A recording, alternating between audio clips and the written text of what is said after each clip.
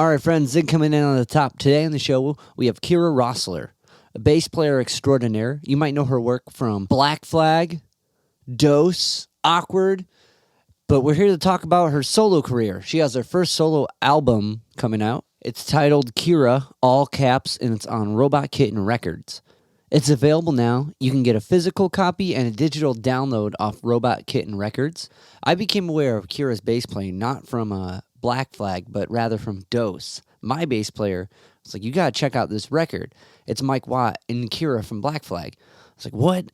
And it's the most like there's this tonality from a Dose record that you don't hear on anywhere else. It's got this warm tone, and I don't know if it's a double bass or it's the intervals they use. We kind of get into that a little bit, but it's pretty profound because it's two instruments. You're like, there's no way they're going to compete. They're not going to fit. But Kira found a way to make them fit.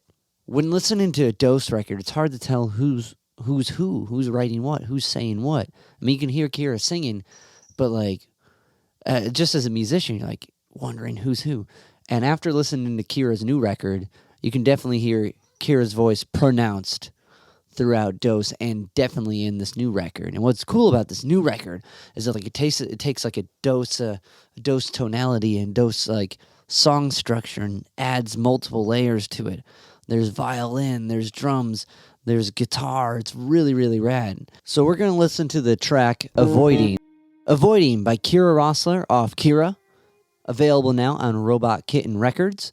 It was an honor to talk to a musician as profound as Kira. And what's so cool is here you have a legendary bass player, someone who's been in some of the most notable punk bands, and she's still trying to find herself. She's not staying stagnant. She's not accepting that, but keeps diving deeper into herself and finding new ways to express. That's inspiring. The willingness to start from ground zero and try new things. So cool. I can't recommend this record enough.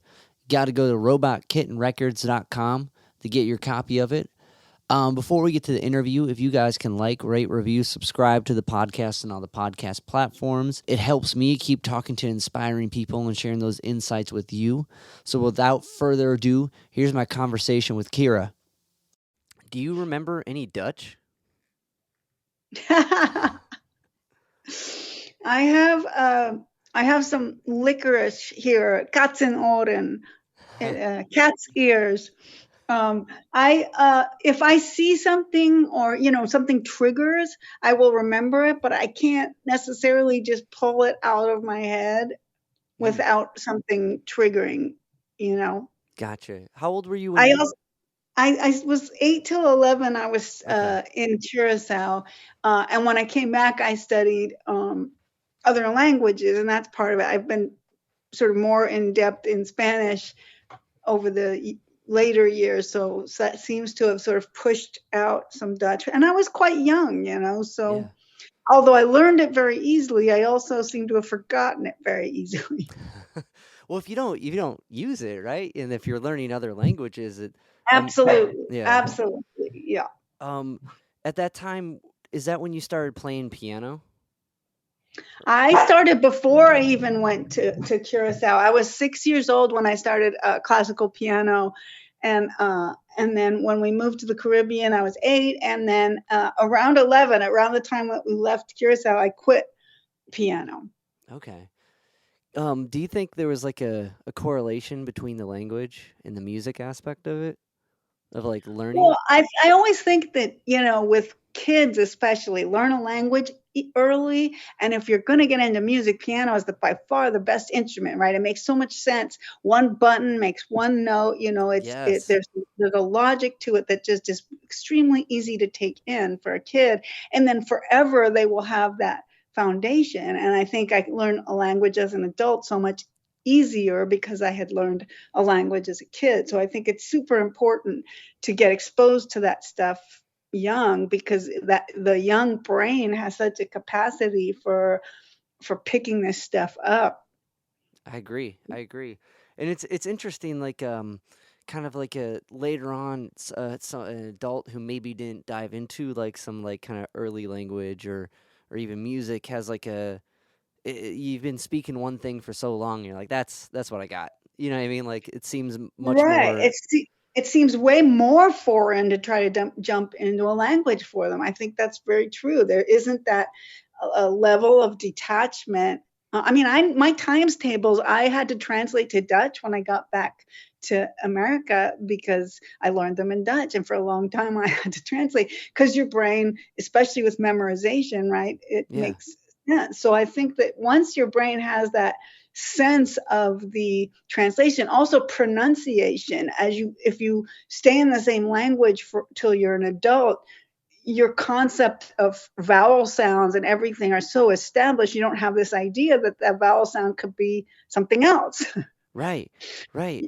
It's and I don't know, I find a lot of comparisons with language and music and like um even being able to switch or like switch into a different instrument or a different style of music is kind of a lot like with a language. Like if you really stay in your lane and don't venture too far out, you don't it becomes equally as more difficult to express yourself in that way too. You know, like Yeah, I'm horribly attached to being a bass player, and I can only express myself with my bass guitar. I feel completely lost with any other instrument now because I just it's been my way. It's like a part of me.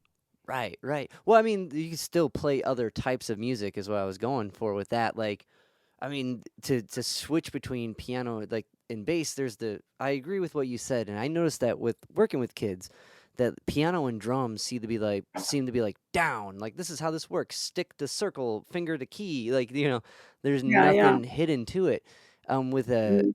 a guitar or bass or violin, it's harder to like kind of gauge how you make that initial approach. Uh, The concept, yeah, is yeah, it's more of a conceptual thing that takes a second to grasp. and and there's more physicality. There's more like a you gotta move your wrist. You can hold the guitar wrong, you know. Mhm, you sure can. um, so you have an album out. It's your name, Kira, in all caps.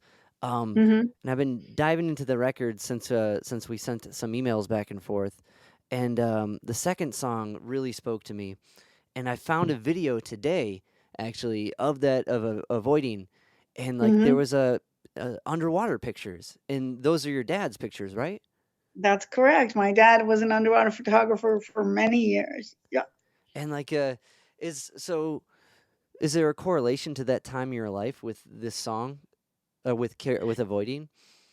No, no. Really, the thing that drew me into to include some underwater photos was just this consistent blue theme that Mm, you will also see with the artwork on the record and the hair and the bass. Right, there's this sort of recurring blue theme, and so the underwater made so much sense to me to pick some very blue shots. Not all underwater shots look that blue. I specifically picked ones that had that blue element to them. So it just it was something I knew was out there, obviously, because I've been looking at my dad's photos my whole life, and I wanted to include them. that's awesome. It's interesting that the concept it was a because these songs were kind of written throughout the years, right? This is like a Yes, collection of songs. it is a story basically that starts about 13 years ago. The first song, "Silently," was written about 13 years ago, and the last song was probably 2020. I mean, it's that recent. So it's a whole chronological series of events and emotions. Mm. And blue is blue the kind of consistent emotion in a way, or like it's really interesting that the whole concept of it's blue. Well, the blue because I'm such an audio artist, when it came time to think about things like the artwork or the video, did you see the Ghosts video? Yeah. Yeah, so what came time to start translating my very audio sensibility into visuals, it was not easy at first, and I had to sort of, find my voice, if you will, in the visual realm, which it was.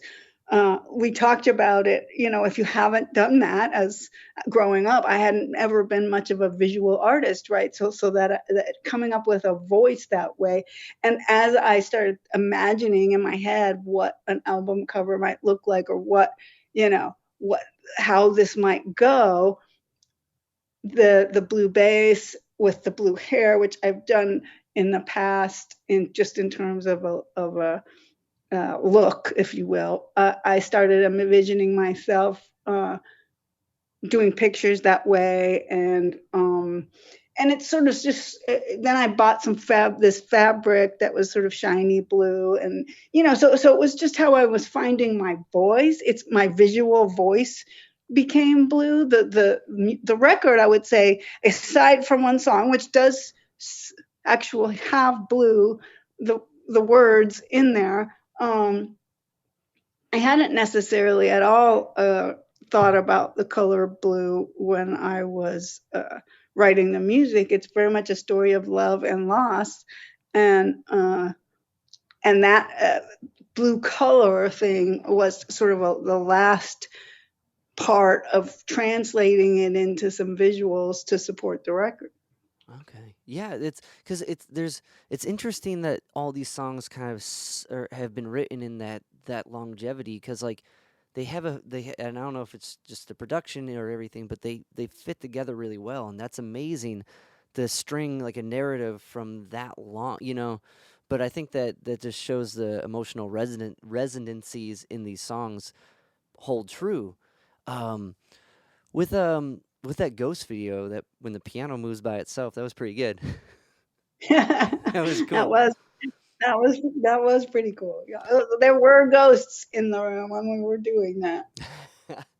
um, with listening, because when I listened to this record, I went back and listened to the Dose records, and hearing this being your first solo project really brought out your work within the Dose records because I've heard those for a long time, and like me and my bass player would go back and forth and like who's who. The tonalities are so similar with you and Mike, and like, but after listening to this record, I can hear how prominent it sounds like you were within writing those songs. Um, so like one thing I kind of wanted to have like a narrative that's expand or that has been that long and that thought about, like with writing music. Do you have like a creative routine or practice you do? Like are you like always do you set aside a little bit of time a day to like work on writing, or do you like is it inspiration struck? So I am not at all a prolific songwriter. So I do, in a sense, have to have uh, some sort of seed, which is experiential, if you will. It's something that comes into my head, and then there's this concept or this word or whatever, right? And so it starts as this little seed. But my process has been, and this has been for many years now, has been to sort of have about 20 songs, which is probably what I have right now, sort of in some state of completeness. And if I am feeling a new seed, right, then I'll start something new. But if I'm not, then I will take one of the ones that is in its infancy and push it along, right? Mm, There's oftentimes, there's been many songs sort of in the work. So like these songs that are on this record aren't the only songs that happened in that period, right? There were other songs too. These just hung together best as a unit. Um, so my process again is oftentimes early in the morning. This is why like the virtual band thing has been my way of doing things forever, because I tend to work the best early in the morning. I work a job that's relatively concentration intensive. So by the end of the day, I'm pretty useless to sit down and do stuff. So the morning has been the time I carve out, at least during the week, to spend a little time on the bass. And that's not every day, but it's a lot of days. And then, like I said, I might have a bunch going, and I'll look at my little spreadsheet with my little list and where they're at. And one of them I'll push forward that morning, or or I will, if I have a new inspiration, maybe start something new. Um, so it's very much a iterative process to get the song from start to finish. I might just lay down one rough bass and or even one part and put it down and go away and come back, right? So it's very much a broken up process. It doesn't just flow out of me as this complete thing, right? And with words, most of the time that little seed or set of words, um, the bass comes first. The first bass on the song comes first, and then maybe the words start to take shape. Very rarely do I write out a whole set of lyrics before I do anything on bass. I have done that on occasion, but most often the words are forming, taking shape to a bass line that is already kind of expressing what I'm trying to express. Okay. That's a so it's kind of it's a balance of both. It's like the inspiration strikes and then you kind of like have a system like a practice to nurture it. Wow. Right, and if the inspiration doesn't strike, there's always work to be done on Right. these unfinished songs. So it's look, it's time management. Most of us have to work a job, right? So you have to manage your time if you want to be a creative person. You have to be able to make a half hour count. So it evolved very much from that necessity. Right. That's definitely an important lesson because like um I kind of have the morning routine as well. Like typically I'll wake up at 5 and I'll do like an hour of this, an hour of that, and then like it's time to go. And like you're saying at the end of my like teaching's not as like not as intensive as like doing the audio work that you do. That's a very focused um like you got to pay attention to a lot of things. I can look left and if I don't get hit, I'm good. Like, but wow. So yeah. So did was it like you? Well, you've always kind of been a studious uh dedicated person, right? Because you like during your time with like Black Flag, you were going to college. Yeah. Well, when I was 15, my mom moved away, and I stayed with my brother, which she did not abandon me, but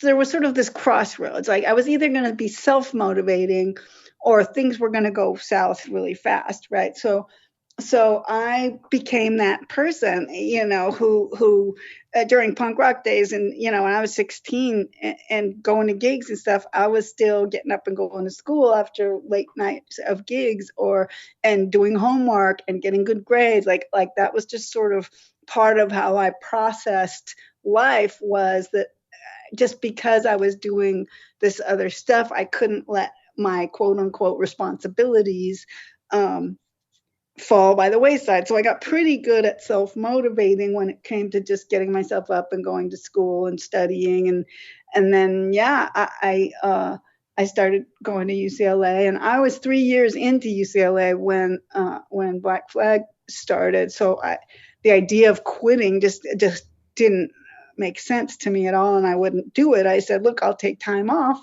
but I'm going to finish because I had 1 year left, right? So that 1 year took 2 years because I was taking time off, but I did complete it. I couldn't just give up. I don't like to give up on things.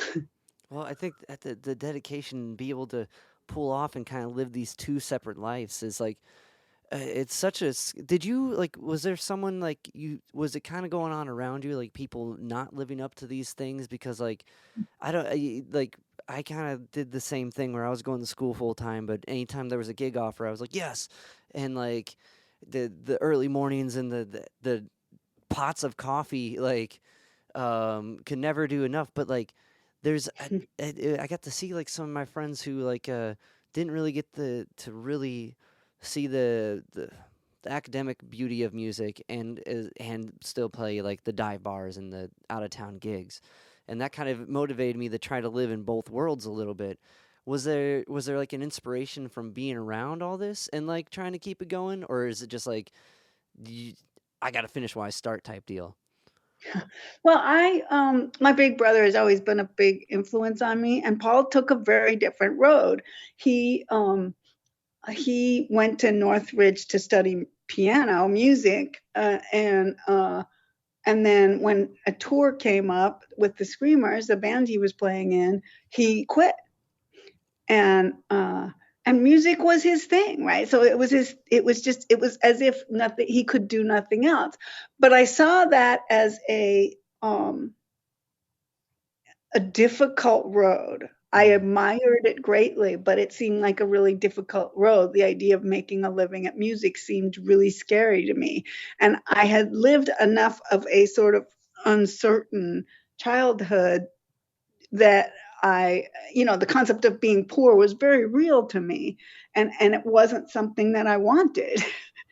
So I was motivated somewhat, but just by watching others struggle with the realities of trying to put food in their mouths and a roof over their heads, and I probably as much fear as anything, that drove me to always have a plan B. Like, I would have loved to earn a living at music, and uh when I was in Black Flag, I just wanted to finish. I didn't necessarily think I would just get a job. I would keep doing music, but I would have that degree if I needed it, right? Right. So it was almost like I just was scared to end up not being able to support myself. Got it. Yeah, yeah, it's no, like that makes sense, especially if you got like others to kind of show you the way cuz like with with the screamers like well your brother seems like he's running the whole label now. Like but the just run the do the road bit, that's hard work. That's that's endless work. Well, and he does not run the label, but he runs the studio. So okay. he's more of the producer. He's more of the actual music production side, and he works at Kitten Robot Studio. And he has some very key colleagues in the label. He's a member of the label, but he has some very important people helping with the day to day of the label or making it happen. Really. Um, and the label is relatively new in the scheme of things. The studio's been going on for quite some time. Oh, okay, so it was like a recent combo wombo of it. Like, how much did he have to do with your record?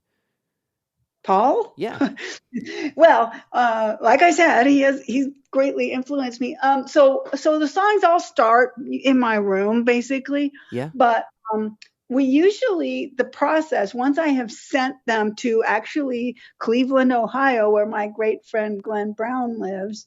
Oh, no He has way. put some beautiful guitar parts. He's an amazing guitarist, and he put some beautiful guitar work on this record. I have a drummer who lives here in LA who played on his own. We never got together. He put drums on a lot of these songs. And then the last stage is generally me going to Kitten Robot Studio with Paul and sort of figuring out what else is needed. Maybe he'll add some keyboard or synth strings or whatever, like what is it that we feel like is missing here, right? So we'll bat that around and then final production. So he's very much involved in me uh, in the final stages of making it a sort of complete song. And as you mentioned, the production, aside from the fact that my bass is the best sounding bass in the whole world, it's all a result of working with him and he and I collaborating to make the songs sound like they're in the same world. It is a good sounding bass on all the records. That bass cuts through. Wow. So it that's correct. Okay, okay. So when you're writing these songs, are you're tracking bits, not just like kind of writing, but you're recording bits, and then Right. So oh, Pro okay, Tools, okay, right, right. So Pro Tools has become my current tool, right? I used to use 4-track cassette decks back in the days, right?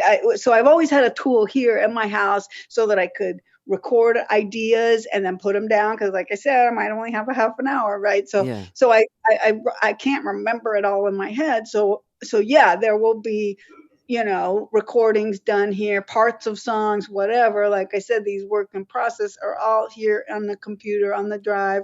Uh, and I can open up that Pro Tools session and work on it. Um, if I decide to work on the song that day. So, and Paul uses the same tool there at Kitten Robot Studio, so I can then bring that recorded material to him. Cool. That's such a like a because like I don't know. It's like a for me the kind of digital like kind of putting together sending tracks is new. You know, during not during due to the current climate, it became more familiar. But like Sure, sure. it is such a cool way to be able to have multiple minds kind of fill in, and this record, it's everything that is added to it makes this it's like the perfect level of like space. It's not like it's like the you could tell these are kind of bass started and like the I think it was the second track Avoidance there's like this violin. Was that like that was that a digital string or was that a some No, other no, no. Petra Hayden is an amazing singer and violinist, and she is on the record in a few songs with her Okay. voice and or with her violin. Her violin is also very present in a song called "It Can't Be," and but avoiding she and I wrote sort of together because Petra Hayden has records out where she does all the instruments with her voice. She did the Mm, Who Sells Out with entirely with her voice. that's She's insane. done movie soundtracks. You should check her out. She is incredible.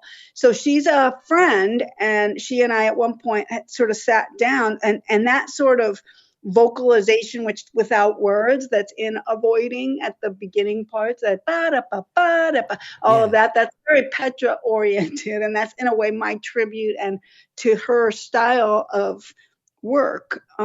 So I had written the bass line, and then we evolved that whole thing, and then the idea of, in a way, the lyrics are two different perspectives on the same basic thing. So we really push that to the limit. And she sings the voice in the middle, and I'm singing these two sort of side voices with really totally different words. Yeah, it was like they counter each other. There's this counterpoint, and like Right, sonically that happens too with the violin and the bass. Like right. that's what I found that the second song really like resonated with me like that, and like oh that so with that writing process, kind of given your like routine like in the morning to yourself, is it harder to write with other people, or Yeah, yes, it was. It's very unusual for me to do that. It just happened that I had her captive at my house, and we were sort of, my idea was to sort of let's play with this, and I brought up a song that I had started, and I said, well, let's play with this one, so it went like that, and with some people, in the past, with some people, it's extremely easy to collaborate with and create with, and some people it's not. I'm sort of spoiled in that, I've always sort of just had my own setup, and I don't. If someone wants me to play bass on their thing, it's like, well, just send it to me. I don't necessarily want to go in and try to hash it out. Partly that's again insecurity. I'm not a studio musician. It's not that easy for me to just write something on the spur of the moment. I like to have a chance to write something. I also don't like to solo without sort of writing something ahead. I don't like to freeform jam that much. I Just don't have confidence, I guess. well, also, it's like you can say in a free form way, you can say nothing out of something, or you can really think about what you're going to say and make a statement. And sometimes, Yeah. To me, some of the jamming stuff, it seems like it's more for the player than for the listener. yeah, And definitely. I just like to sort of take a little extra care with the results, I guess. Well, and that carries through. I feel like I think some of the most amazing like improvisers sound like they wrote it. You know what I mean? Like Yeah, very much. so, but that's a whole nother skill set and whole nother thought process. But yeah, I can. That's.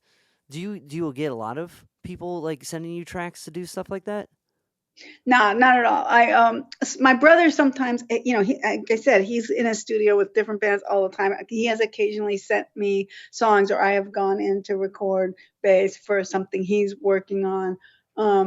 Very occasionally, someone has asked me to do stuff, and I generally am very cautious with what I commit to because, my time is not always something I can control when I'm in the middle of a work project. So I don't like to have other people waiting on me.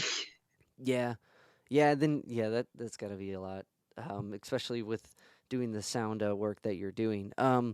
So kind of like the dive into when did you first start writing like your own songs? It's because I always found one to play bass and sing is much more difficult than like guitar. Like you know what I mean? Because like guitar, you're kind of Yes, I strumming. totally know. I totally know what you mean. Look, it's you basically, to my mind, if you're going to sing it and play it, you have to kind of write it with that in mind that you're Right. going to sing and play it because the rhythm of the song and the rhythm of the bass is very defined, right? So if the singing has no real connection, which it doesn't have to, it just has a melody that's sort of floating over the top of it, it's very difficult to have your brain split in two and have one thing very rhythmic and thinking about the timing and the really got the metronome going, and then have the other thing floating on top and have that all going on at the same time. So yes, it's extremely difficult to do live playing, and also bass is very physical. So you're sort of grappling with that aspect. But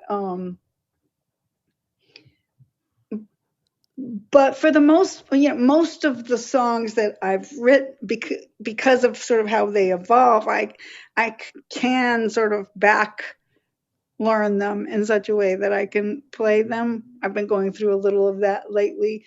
Um, and there are some songs on the record that I couldn't play and sing at the same time. And there's several that I can and have. So like, and so I imagine that kind of with that in mind, does that when you write the melody for like a song that come does that come in play, or do you just write it as it is and figure the live perspective out later? Because I always thought like with when I go to write a melody, I can find like a voice within the like the guitar that's relative to it, but I found like with a when you sing and play bass, there's two separate registers, and that's like you got to hear the distance, you know, and like I don't know. So Yeah. I find that like way more challenging to write a melody while singing and playing bass, but all not just the physicality of doing both, but melodically trying to make it line up right. And I think you do Well, it. look, being a bass player, I think that my singing lines tend to be somewhat rhythmic. They tend to have their own rhythm to them because that's just who I am, right? So I'm not necessarily doing as flowy melodies as the next guy because I don't think that way. But no, I never think about playing live when I'm writing it. I really don't. I haven't played live in years, really, and I don't think about can I do this Oh, live? okay. It very much has to just happen, and it's organic. And then if I were to think about playing live, I have to pick out what can I do? What can I do? So okay, so it's serving the song and then figuring out when the gig comes. Yeah, the yeah. For me, it has to be. I mean, I don't wouldn't ever want to limit myself when I'm in my writing phase and try to Right. simplify. So I started writing songs when I first got into punk rock, and I had this band, and we were playing, and we didn't have any idea what we were doing because no one knew what punk rock was really, but I was the bass player, and I was gonna have some of my songs in there, so I started writing these kind of screaming things with these bass lines, and that was the start of me sort of trying to be punk rock, but also how to express. What was cool about punk rock was that they were expressing the anger that a lot of us have inside but can't really figure out how to tap into or make useful. It just feels like this unuseful bit of emotion.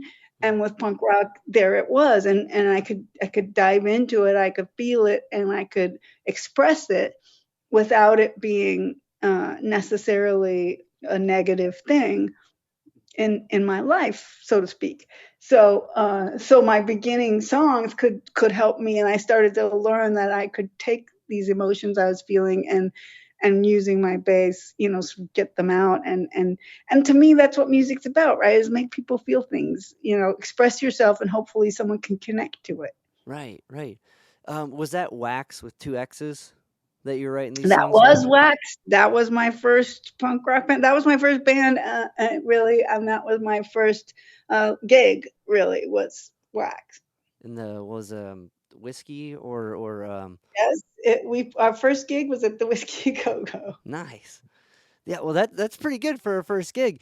Um, but and, like I don't know, like that's even just the one I think anger and like this pent up rage people have is a very powerful thing, but I think a lot of times it gets put in it gets put on like the clerk at the coffee place for messing up the order as opposed to being kind of focused into like an allotted time to let it out, and like to have that Well, most of us don't have the tools. Most right. of us don't know how to express ourselves or how to. I would love to think that everybody has some vehicle by which to get their feelings out. But the truth is, not everyone, has that. Artists, in a way, are lucky to have a channel to express themselves. And if somebody really doesn't feel to make any kind of art, visual or audio or whatever, like, they're kind of left with their emotions without a clear path to expressing them that's healthy. I agree. It's such a blessing to have like an outlet or just a thing you enjoy doing. So many people spend so much of their life just trying to find that. And Yeah. but what's cool is by you doing what you enjoy doing and expressing yourself in your way, others see that it's possible to do it in their way. And like Yes, and also listening to music can be very cathartic too. I mean, that was the other thing that I realized was when I listened to the punk rock or when I listened to Billie Holiday, those connecting to those emotions musically helped me process my own. So one can, deep dive deeply in as a listener as well, and I think find some relief. There's nothing wrong with feeling the sadness in someone's song and getting letting it touch your sadness, and I think that's positive, right? Or your anger, so you can do it as a listener. definitely. I definitely agree with that. It's interesting that um that you say Billie Holiday because when I was listening through the Dose records, that first Dose record sounds very like swinging, kind of like Americana influenced. Like Well, we covered Billie Holiday okay, eventually, right? all right, I mean, listen, when I think that all of our musical tastes form at a certain point in our lives, right? So for me, when I was about 14, just going in junior high, 13, 14, all these emotions happening, and music first starts really connecting to, and I was handed this cassette of Billie Holiday called Music for Torching at that time. And I was listening to Bowie and I was listening to the Stones, but I was also listening to that, and because that connected to an emotion that others weren't, and and I needed that. So it was very early for me that her ability to very vulnerably, express a feeling, someone else's feeling. I mean, usually it was songs she didn't write, but she was able to connect to it, and that appeals to me. Um, definitely. and as far as jazz influence, I think that when you hear Dose, that I had a jazz teacher when I first started bass, but also the Mike and I were very interested in finding a way to create interplay, right? We weren't interested in one being the bass and one being the melody, right? We wanted to very much have it be equal. And to do that, you really have to get into some syncopation and leaving holes and creating spaces and finding the spaces as the other player, right? So jazzy kind of results can happen when you're doing that kind of interplay and leaving holes and spaces, and you're not just playing straightforward rock where you're like no no no no no no no no no no, right? You can't do that with two basses in our view and still make it interesting, right? So you have to start opening up the holes, and that way, I think it does hint at jazz somewhat. Okay.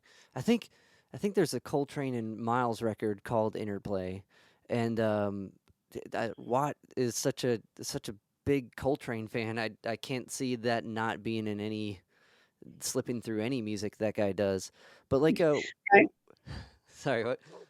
Right, he yes, and also, I mean, when I started to do before even Dose, I was recording bedtime stories for my nephews, and I would record one bass line, and then I would write a second bass line, and I started to explore how to make two basses interesting, way back then, and you just, all you have to do is sit down with your bass and try to play with another bass, and you realize that it gets muddled pretty quickly unless you have a plan. So that's wow. Like there's something so kind of calming about the same tonality within that or like the same register within bass. Like so what was like a takeaway from kind of prepping it and then working with Mike that made two basses make sense? Well, we were both bass players when we met, right? So Yeah. we both, and not just like, yeah, that's cool. No, we were full on like that's who we are. We're bass Yeah. players, right? We love the bass. We don't feel limited by the bass, right? So if we were going to do something together, um, we decided, yeah, I mean, obviously we're both going to play bass, and that meant there wasn't room for anybody else, and we were going to have to figure out this conundrum of how to make it work with us playing together because we had done Minute Flag, and that was a very difficult session for me. I felt like there was no room. Hmm. And so I, I kind of already been down that road playing with Mike. So it was pretty early on that this idea that it was going to have to be written. It's all about how it's written, right? So that there are spaces, and that the other bass has spaces to work with. Is there like a kind of like because I feel with those records there's this harmonic kind of tone between are you thinking like not thinking, but I know every song's different with their approach, but as far as like is someone like kind of taking a third or like a fourth in between when they write their line, or is it just or is it kind of here's the basis? It's much more gut feel than that. Okay. When I Yeah. when I write now, there's a metronome in my head, but I'm not going to play on every beat. That's just kind of how I play now. I don't play on every beat. You might send me a rock song to play on. I still might not play on the one because that's kind of how I think now, is that I think that leaving spaces with bass guitar is hugely powerful. It's just as powerful as playing is not playing. Right. So it's very organic in the approach. Once you say, well, I'm not going to just go blah, blah, blah, blah, all the time, then you start saying, okay, uh, and you pick up the bass and you start, your click tracks going in your head, and you're leaving holes, and you're coming up with interesting lines with spaces built in. It just feels natural once sort of head down this path. That's beautiful. It's Victor Wooten's got this thing about music being like life and like there needs to be rest in it. You go to bed every night. If not, it would be the same day and you wouldn't remember what happened before. You know? There you go. And There you go. I think that's a very what you said resonates with that, and that's a very powerful statement because as soon as the bass drops out in a part, you notice it. You know? Right, right. It's huge, right? So those spaces, like, they're effective. They tell you something as much as the notes. Right. Silence being the loudest dynamic. Yeah. Um, that's so cool. To kind of like jump into like songwriting again, like I read somewhere that it was either while you were touring with Black Flag, but you and Mike started write or you wrote some songs for Mike. And then that was the end of the context within the interview. I read that. Yeah, that happens. They take one little bit out of an interview usually. Anyway, so yes, Mike basically in 1985, the Minutemen played on like the first week of this 4 month tour I was on, and he said to me, as you know, but kind of as he was leaving, you should write some lyrics and send them to me. So I had hours in the van and such time to explore this idea, and I wrote some lyrics for initially that were initially for the Minutemen, and then that became something that I did, not for a lot of songs, but there were a set of songs that I wrote the lyrics for, that I sent to him, that he wrote music for and did with the bands, both Minutemen and Firehose. And was it the one that you guys covered with Dose about words being the truth, or were these some other, like, what tracks were they? Well, the Minutemen tracks, I mean, there's been a bunch. There's one called Understanding. I think that was Firehose. There, a three-way tie for last. The Minutemen record has several songs that I wrote from that tour. Um, but and then there's also songs, though you have to be careful, because there's also songs that Mike stole is a strong word, took from those and turned into Firehouse songs with lyrics that were maybe instrumental songs in those. So so it all gets kind of fudged together a little Okay. bit, but I mean, there's credits out there. They gave me credit for the song. You can look up the lyrics for Minutemen and Firehose songs, and you'll know which ones I wrote. They tend to be the really sort of personal ones, Yeah. as is my like. I tend to write things that are a little more from the personal perspective, and they stand out a little bit, and especially the Minutemen, because you know Yeah. the topics of the Minutemen songs didn't tend to be quite so exposed. Right. It seems like they kind of had like their identity as a group. Not that music wasn't personal to them, but like it seems like it's kind of a group mentality, and like the but that's cool. That's really cool. So with some of the Dose records, I know some of the tracks are just labeled like, or named numbers. Yes. Were those like kind of just takes that didn't that was that in order? Because I noticed like on both records, and I'm probably digging for stuff, but I'm not. That's okay. It's no, it's very simple. When you're writing an instrumental song and you kind of like something musically and you kind of dig into it, and but it didn't necessarily have words, right? And you don't necessarily have a specific name for it. Some of those we started doing this numbering thing. It became a real problem because you really actually need something more to define that song versus the other song. So it became, as we got to 6 and 7 was the last one, it became, or no, there's 8 too, because there's a video of number 8. Um, it just became harder and harder to just look at a set list, right, and see number 7, and you're a little bit, nervous because you're at the gig and go, oh, that's that one. So it actually was sort of a detriment, but it was in a way just it's an instrumental song which doesn't have words attached to it. So this is the next one of those. Got it. Got it. Because I was curious if, like, because on both records there's numbers, if it was Yeah. one list that got split between two records. No, Nope. no, it New was list. just that once in a while a song would get written without a clear Yeah. title, and then it would just get a number, and then that became, like I said, not ideal, because as you have a bunch of songs and as time passes, your memory isn't the same as it used to be, and it got to be a bit problematic, and so more of the instrumentals have names as you get further into the Dose catalog. That's awesome. Um, but another correlation, I guess, between Dose and your solo record, I was wondering, was on the second record. There's maybe it's not the second record, but the second one I heard, it's a Paul print.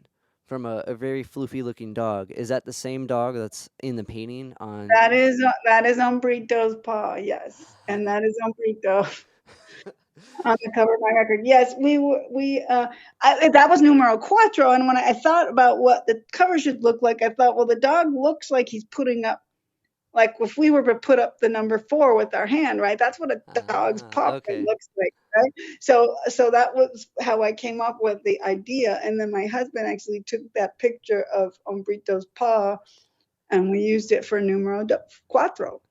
That's awesome. um, and kind of like so. Did you do the painting of the dog then? No, this amazing artist named Fred Ahern drew it. It is actually a drawing from a picture. The the year he died, my husband asked his friend Fred Ahern to do a portrait. He does dog portraits and has done some beautiful other work. And he, for Christmas that year, I got Oh, the yeah. portrait of Umbrito.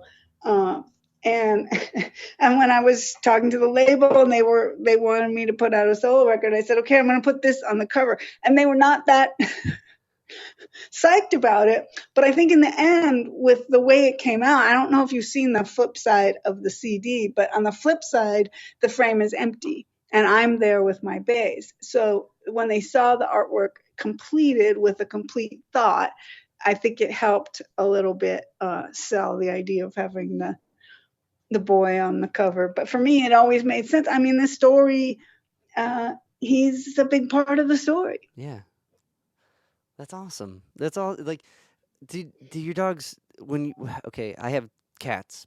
I got two Yes. cats, and as soon as I practice, especially when I practice bass stuff, it drives them Mhm. crazy. Do you notice that with your doggos, or are they cool with it? No, my dogs seem cool. The one time I can tell you they had a big reaction is I have this two bass band with a stand up bass player named Devin Hoff. It's called Awkward, and when he would come over with his stand up bass, that would freak them out big time with the bow. There was Yeah. something about the bowing and the big, inanimate object itself that would freak them out a little bit. Yeah. So, like with awkward, working with like a stand up bass like that. Did you notice like was it kind of similar finding those spaces in between, or Well, my because writing process still, of course, would include spaces, but one thing we noticed was what the bowing is that creates such a different sound that it is a lot easier to uh, be in the similar registers, but it sounds totally different. Whereas, yeah. um, and he sometimes plucks the stand-up pace, and when he would do that, it would be more like us both playing, and we'd have to be a little more conscious of the spaces and the interplay. So it would depend. But certain songs he would play, he would bow them, and it's very much creates like it's a whole different instrument, but in that similar register. When I read the you said someone asked you about bass players that influence you, and you said the people you play with influence you the most. Was there someone that you've played with that really sparked this ability, like that really started that self knowledge expression? Like I know that's Well, I mean, no, not okay. necessarily the personal sort of right. I just have always, when I go to write lyrics, I just can't see writing about things that aren't coming from my soul. I just never had anything to say that wasn't extremely personal. But I mean, the guitar player that I told you about who lives in Cleveland, I mean, he was in Wax when I was a teenager. I've Wow. known him much of my life, Yeah. right? So he was hugely influential in early parts of my bass playing career. And he's a rock and roll guitar player. And when I first started playing with him, I was not rocking, and he would help me a lot with how to, what rock music, how to actually get grooves going and stuff like that was just not not something I was there yet on. I could play the notes, I could execute the things, but I had to learn to rock out and to groove. And and then Mike, of course, by playing with him all these years, there's just been this education on the two bass music, which I was already, in love with, but struggling through the bass wars with him, definitely, influenced and changed, me completely as a bass player. So, I'd say, and my brother has influenced me in my life as well as in my music, so it just, I can admire any kind of player, when I listen, and I do have people I listen. I always sort of think that the best player is they do what's perfect for that band, right? Like Right. Paul McCartney is perfect for the Beatles, you know. Yeah. Dusty Hill plays exactly what's right for ZZ Top, Yeah. or played, I should say now. But that's always been my thing, is you have to fit in the context you're given, which means, being not being so attached to your style that you can't adapt to the music you're playing in that moment, and I learned a lot from the listening about that aspect, and those players who, really excelled at doing what's right for the music, and aren't necessarily stand out. Oh, I play all these notes. They just play what's right. It feels right. Right. Well, that's like it kind of takes us back to the top of the conversation with with language and using what you need to in the right situation and maybe it did pay Sure. off musically. Yeah, sure. That That's makes cool. total sense. Um, a couple more questions. Can you tell me about Penelope Houston? What about her? I mean, yeah, I can tell you about her.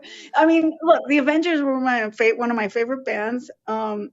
In the early punk rock days, there was basically three bands that I was obsessed with, and the Avengers were one of them, and the Screamers and the Weirdos were the others. And they would be my favorite bands for till Black Flag was. Um, but yeah, I loved the way she was able to, sort of front that band, and I don't know, it just, I kind of dug her thing, right? She's Yeah. cool, had a cool look, she had a cool approach to it. And we hung out at one point when she moved to LA for a little while. We used to go to the Y and work out. But that's basically the extent of my things to say about Penelope. Fair enough. Fair enough. Um, and with your brother being in the Screamers, um, do you have a or did you do any work with Tomato de Plenty? No, no, I roadied for them sometimes, but no, I didn't hang out with him. Remember, I was a lot younger than a lot of these guys, so I was in high school, still going to school during the day, and then going to practice after school, and then I'd see people at gigs and stuff, but I didn't hang out with a lot of these people. Gotcha. That's cool. Such a crazy cool small world and but Kira, thank you so much for taking time out of your day to chat with me. I really appreciate it. And I really love digging into the new record and yeah, no, so thank you so much. Thank you so much for having me, Dave. I appreciate your interest, and I love your perspective on digging into some of the nitty gritty. So I'm glad that we had this chat. Yeah, thanks.